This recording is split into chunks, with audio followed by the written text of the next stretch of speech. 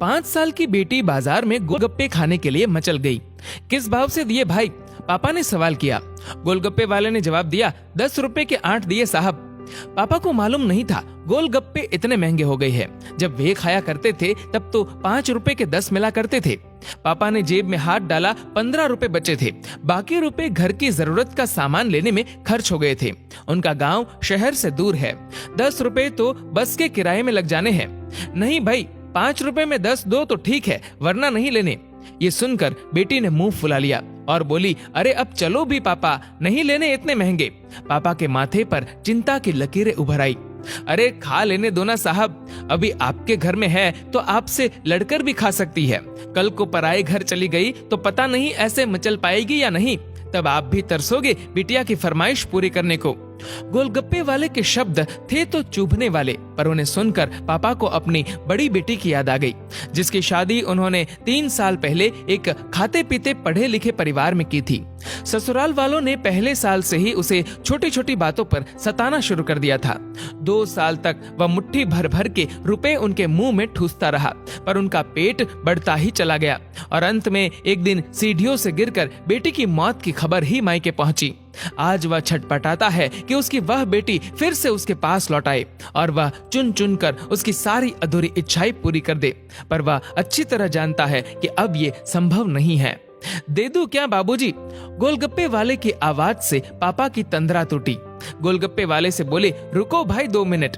पास ही में किराने की दुकान थी जहां से उन्होंने घर के लिए जरूरत का सामान खरीदा था। वे तुरंत उस दुकान पर गए और खरीदी गई 5 किलो चीनी में से 1 किलो चीनी वापस की तो 40 रुपए जेब में बढ़ गए।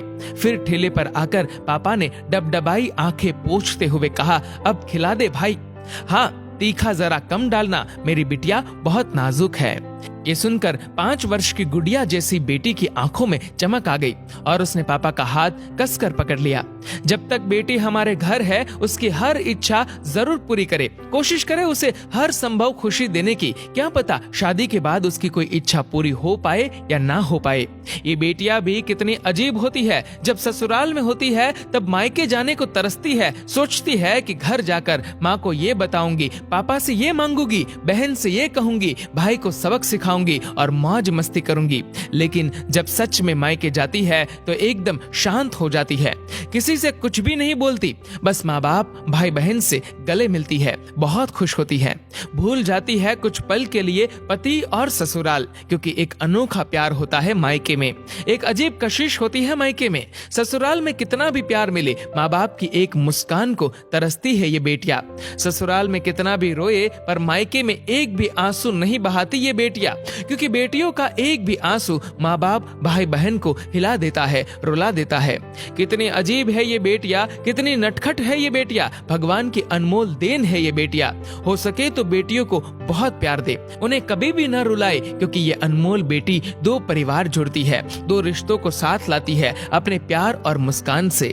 ईश्वर से प्रार्थना यही है कि सभी बेटियां खुश रहे हमेशा, भले ही वो मायके में हो या ससुराल में। खुशकिस्मत है वो लोग जो बेटी के बाप है, उन्हें भरपूर प्यार दे, दुलार करे और यही व्यवहार अपनी पत्नी के साथ भी करे, क्योंकि वो भी किसी की बेटी है जो अपने माँ बाप का घर छोड़कर आपके साथ पूरी जिंदगी बिताने आई है।